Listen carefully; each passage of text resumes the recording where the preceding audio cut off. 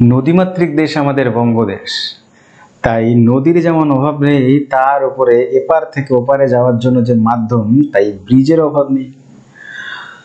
British আমলে ব্রিটিশরা অনুভব করেছিল যখন হাওড়া স্টেশন স্থাপিত হয়েছিল হুগলি নদীর উপর একটি ব্রিজের, কলকাতা এবং হাওড়াকে কানেক্ট করার জন্য।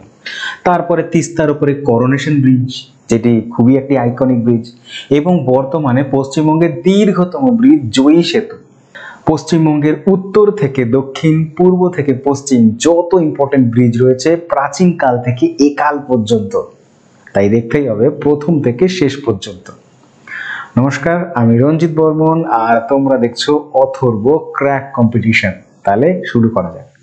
Education, forest, weight and measure, previous year CGL এর যত জিকের ক্লাস নিম্ন আদালত কোনো রায় যদি অধিকারের বাইরে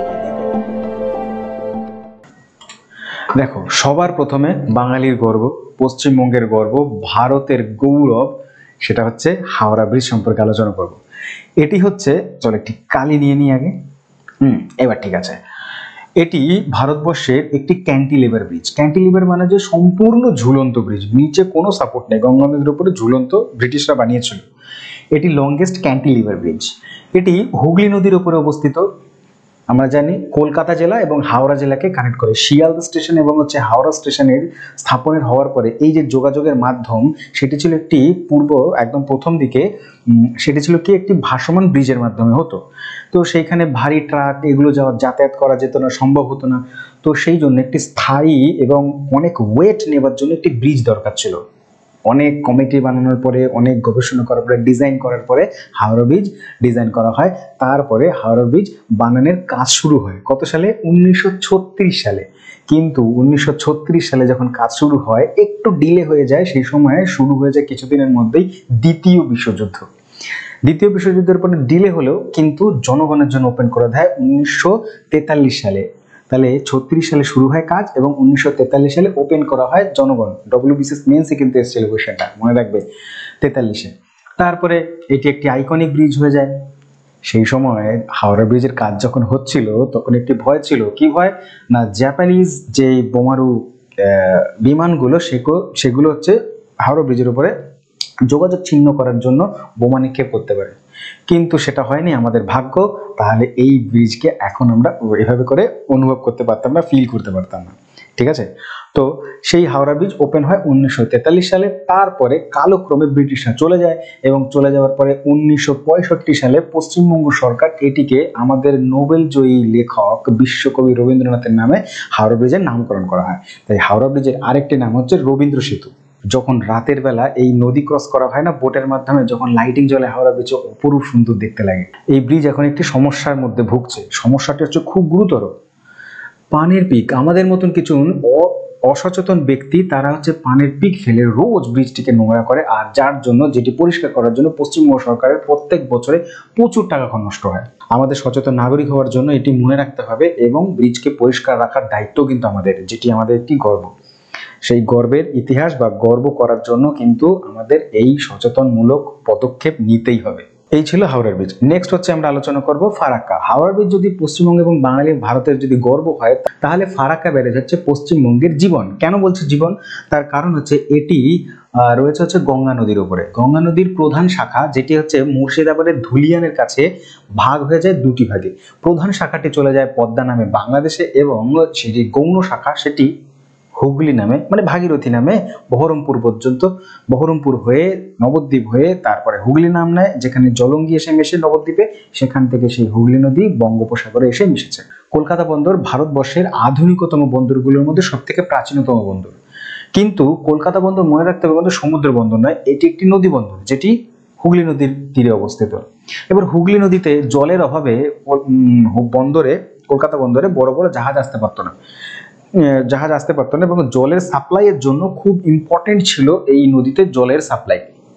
সেই জন্য 1965 সালে ফারাক্কা ব্যারেজের কাজ শুরু হয় এবং 70 সালে সেটা গিয়ে কমপ্লিট হয়। 1975-এ সেটি গিয়ে ওপেন করা হয় পাবলিকের জন্য। পরীক্ষা এসেছিল, মনে রাখবে, WBCS এর কোয়েশ্চেন। WBCS এসেছিল ফারাক্কা ব্যারেজ কত সালে ওপেন করা হয় মনে রাখবে 1975 সালে, ঠিক আছে। 1975 সালে ফারাক্কা ব্যারেজ তৈরি করা হয়েছিল কলকাতা বন্দরে জলের সাপ্লাই ঠিক মতন দেওয়ার জন্য। এখানে মোট 109খানা গেট রয়েছে, 109টা। ব্যারেজ কেন বলছি তার কারণ এটি হচ্ছে ব্রিজ, মানে ওপার থেকে এপারে যোগাযোগ, এবং এখানে বাঁধেরও কাজ করছে। বাঁধ এবং ব্রিজ দুটো একসাথে বলা হয় ব্যারেজ। এবং এই ফারাক্কা ব্যারেজ কানেক্ট করে মুর্শিদাবাদ ডিস্ট্রিক্টকে মালদার সাথে। শুধু মুর্শিদাবাদ আর মালদাকেও কানেক্ট করে না, ফারাক্কা ব্যারেজের সব থেকে ইম্পর্টেন্ট গুরুত্ব যেটা রয়েছে সেটা তো এই কলকাতা বন্দরের জন্য আরেকটি ইম্পর্টেন্ট হচ্ছে উত্তরবঙ্গকে দক্ষিণবঙ্গের সাথে রোডওয়ে এবং রেলওয়ের সাথে কানেক্ট করছে এই ফারাক্কা ব্যারেজের মাধ্যমে।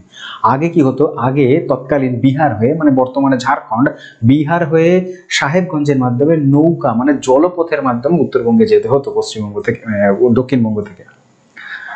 আর ফারাক্কা ব্যারেজ হওয়াতে এটি খুবই সুবিধাজনক হচ্ছে। ফারাক্কা ব্যারেজের মধ্যে দিয়েই প্রাচীন নাম NH-34 মানে হচ্ছে ন্যাশনাল হাইওয়ে 34 প্রসারিত হয়েছে, কিন্তু বর্তমান হচ্ছে যেটির নাম বদল করে রাখা হয়েছে ন্যাশনাল হাইওয়ে 12, যেটি বকখালি থেকে শুরু হয় একদম ডালখোলা পর্যন্ত গিয়ে NH-27 সাথে মিলে, যেটি আমাদের দক্ষিণবঙ্গ এবং উত্তরবঙ্গকে কানেক্ট করে।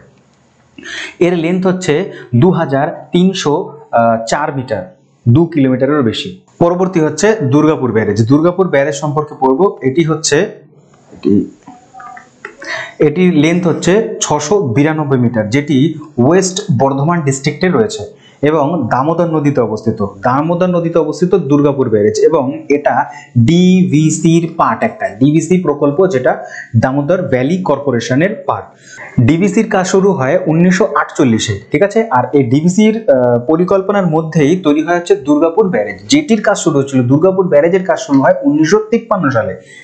ডিভিসি আমেরিকার TVA মানে টেনেসি ভ্যালি অথরিটি এই প্রজেক্টের অনুপ্রেরণা বা অনুকরণে ভারতবর্ষে ডিভিসি শুরু করা হয়। এটাও কিন্তু মনে রাখবে WBCS এর কোশ্চেন, কিন্তু ইম্পর্টেন্ট।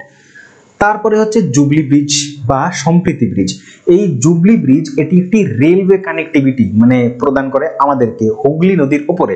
কোন লাইনকে, যেটি হচ্ছে নৈহাটি টু ব্যান্ডেল যেই রেল লাইনটা রয়েছে সেই লাইনকে কিন্তু এই জুবলি ব্রিজ কানেক্টিভিটি দেয়। এখানে পাশে একটা পুরনো ব্রিজ ছিল, সেটির অবস্থা খুব খারাপ হয়ে যায়, তারপরে তার পাশ দিয়ে জুবলি ব্রিজ বানানো হয়, যেটি ওপেন করা হয় 2016 সালে, মনে থাকবে। তার লেন্থ হচ্ছে 415 মিটার। যদি চুচুড়া কোনো সময় যাও তাহলে দেখবে এই ব্রিজটিকে দেখা যায়।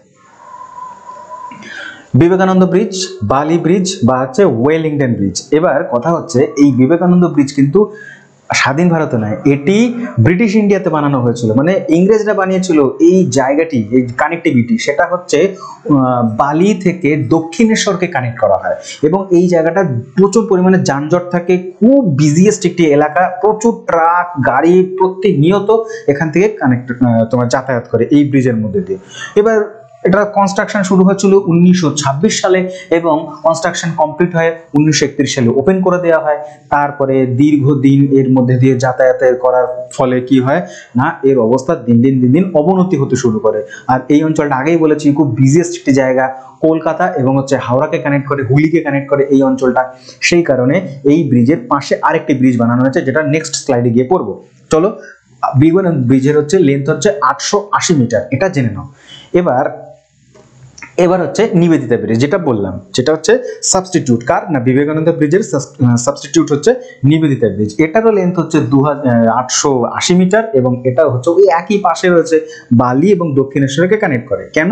বিবেকানন্দ ব্রিজের পরবর্তীতে এটিও হুগলি নদীতে রয়েছে। কনস্ট্রাকশন শুরু হয় 2004-এ এবং কমপ্লিট হয় 2007-এ। এই ব্রিজের সব থেকে ইম্পর্টেন্ট একটি ফিচার হচ্ছে, সেটা হচ্ছে তোমার এপারে অবস্থিত ন্যাশনাল হাইওয়ে 12, যেটা হচ্ছে উত্তরবঙ্গ দক্ষিণবঙ্গকে কানেক্ট করছে এবং ওপারে মানে হচ্ছে ডানকুনিতে এসে দুটো ন্যাশনাল হাইওয়ে মিট করেছে। একটা ন্যাশনাল হাইওয়ে হচ্ছে ন্যাশনাল হাইওয়ে 16, যেটা হচ্ছে Kolkata to Bombay national highway, এবং হচ্ছে আরেকটা হচ্ছে তোমার ন্যাশনাল হাইওয়ে 19, যেটা হচ্ছে দিল্লি রোড কলকাতা টু দিল্লি মানে আগ্রা পর্যন্ত যায়। ন্যাশনাল হাইওয়ে 19 এবং 16 দুটো মিশেছে হচ্ছে ডানকুনিতে, এবং ডানকুনি থেকে 12 পর্যন্ত যে কানেক্টিভিটিটা দেয় সেটাই দেয় হচ্ছে এই নিবেদিতা ব্রিজ, ঠিক আছে। ইম্পর্টেন্ট এই কারণে। তারপর হচ্ছে বিদ্যাসাগর ব্রিজ বা সেকেন্ড হুগলি ব্রিজ। এই বিদ্যাসাগর ব্রিজ বা সেকেন্ড হুগলি ব্রিজ যদি কোনো সময় প্রিন্সেপ ঘাট যাও, সেখান থেকে দেখা যায় প্রিন্সেপ ঘাট থেকে সেই ব্রিজটাই হচ্ছে সেকেন্ড হুগলি ব্রিজ বা বিদ্যাসাগর ব্রিজ। বিদ্যাসাগর ব্রিজের লেন্থ হচ্ছে 822 মিটার, হুগলি নদীর উপরে অবস্থিত।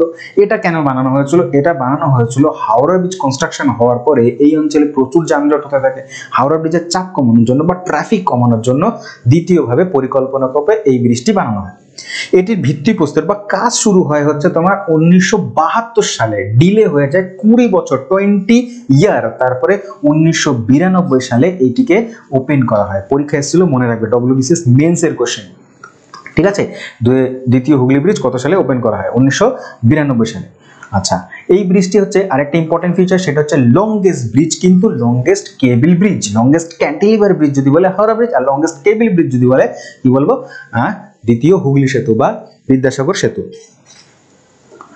ইম্পর্টেন্ট নেক্সট হচ্ছে জঙ্গল কন্যা সেতু। জঙ্গল কন্যা মানে হচ্ছে জঙ্গলমহলে অবস্থিত। জঙ্গলমহলে হচ্ছে ডিস্ট্রিক্ট আমাদের পশ্চিম মেদিনীপুর ভেঙে তৈরি হয়েছিল ঝাড়গ্রাম। ঝাড়গ্রামের একটি গ্রাম রয়েছে, নাম হচ্ছে নয়াগ্রাম বা নবগ্রাম। এই নয়াগ্রামে সুবর্ণরেখা নদীর উপরে অবস্থিত হচ্ছে এই জঙ্গলকন্যা সেতু। 2016 সালে শ্রীমতী মমতা বন্দ্যোপাধ্যায় সিএম আমাদের, তিনি এটাকে উদ্বোধন করে। ঠিক আছে। আচ্ছা, নেক্সট পর্ব হচ্ছে করোনেশন ব্রিজ। করোনেশন ব্রিজ ভীষণ ইম্পর্টেন্ট, সুন্দর একটি ব্রিজ, দারুণ। দুটো পাহাড়কে যোগ করছে, তিস্তা নদীর উপরে দাঁড়িয়ে রয়েছে এই করোনেশন ব্রিজ। কেন নাম হলো করোনেশন ব্রিজ? দেখো, লুকিয়ে রয়েছে সালটার মধ্যে। 1937 সালের কনস্ট্রাকশনের কাজ শুরু হয় এবং এটি কমপ্লিট হয় 1941 সালে। তো তার মানে পুরো বোঝা যাচ্ছে এটি হচ্ছে হাওড়া ব্রিজেরও আগে উদ্বোধন হয়ে যায় এবং ব্রিটিশ আমলে তৈরি। তাই ব্রিটিশ কিং, ইংরেজদের রাজা ষষ্ঠ জর্জ সিক্সথ, মানে হচ্ছে ষষ্ঠ জর্জ, এই জর্জ সিক্সথ এবং তার রানী কুইন এলিজাবেথ, তাদের করোনেশন হয়, মানে রাজ্যাভিষেক হয় বা মুকুট পরে রাজা হিসেবে শপথ নেন। তো সেই ঘটনাকে স্মৃতি করে রাখার জন্য ব্রিজটির নাম রাখা হয় করোনেশন ব্রিজ, যেটি রয়েছে তিস্তার উপরে দার্জিলিং ডিস্ট্রিক্ট এবং কালিম্পং ডিস্ট্রিক্টের মধ্যে যোগাযোগ সাধন করে এই ব্রিজটি। অপূর্ব সুন্দর দেখতে, দুটো পাহাড়ের মাঝখানে রয়েছে এবং এর মধ্যে দিয়ে ন্যাশনাল হাইওয়ে 17 ক্রস করে। যদি কোনো সময় শিলিগুড়ি টু গ্যাংটক যাও, সেই রোডে সেবক, জাস্ট যখন পাহাড়টা শুরু হচ্ছে সমতল থেকে, জাস্ট ওইখানটাতেই সেবক স্টেশন রয়েছে, রেলওয়ে স্টেশন, সেখানেই অবস্থিত এই ব্রিজটি। এরপর হচ্ছে জয়ী সেতু, সর্বশেষ পশ্চিমবঙ্গের সব থেকে দীর্ঘতম বা লংগেস্ট ব্রিজ, 3.8 কিলোমিটার, প্রায় 4 কিলোমিটার লেন্থের সব থেকে দীর্ঘতম ব্রিজ হচ্ছে জয়ী সেতু, যেটি তিস্তার উপরে রয়েছে এবং ডিস্ট্রিক্টের নাম মনে রাখবে কোচবিহার। কোচবিহারের মেখলিগঞ্জ এবং হচ্ছে হলদিবাড়িকে কানেকশন দেয় হচ্ছে এই জয়ী সেতু।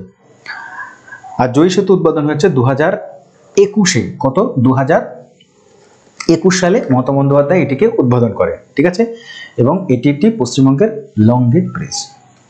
So thank you very much সম্পূর্ণ ভিডিও দেখার জন্য। যদি ভালো লাগে অবশ্যই লাইক করো, আর যদি চ্যানেলে প্রথম হও শেয়ার করতে ভুলো না এবং হচ্ছে সাবস্ক্রাইব করতে ভুলো না প্লিজ। আর চ্যানেলে যাও, আর অনেক ভিডিও রয়েছে, দেখতে পারো। এবং যারা পশ্চিমবঙ্গ পুলিশের জন্য প্রিপারেশন করছো তাদের জন্য বিশেষ করে বলি, 10,000 জিকে সিরিজ চলছে, ওই প্লেলিস্টটা তোমরা দেখতে পারো। আমি ফুড এসআই সময় শুরু করেছিলাম, ওই ভিডিওগুলো দেখো এবং হচ্ছে পশ্চিমবঙ্গ পুলিশের পরপর যে আসছে 10,000 সেট, সেটা কিন্তু অবশ্যই দেখো। মিসলেনিয়াসের জন্য যারা প্রিপারেশন করছে তারা চ্যাপ্টার ওয়াইজ যে জিকে সেটগুলো চলে বা দেই আমি, সেই চ্যাপ্টার ওয়াইজ বা হচ্ছে সাবজেক্ট ওয়াইজ, বিশেষ করে সাবজেক্ট ওয়াইজ ওই প্লেলিস্টটা দেখবে। আমি প্রত্যেকটা প্লেলিস্ট ডেসক্রিপশন বক্সে দিয়ে দিচ্ছি। Thank you very much.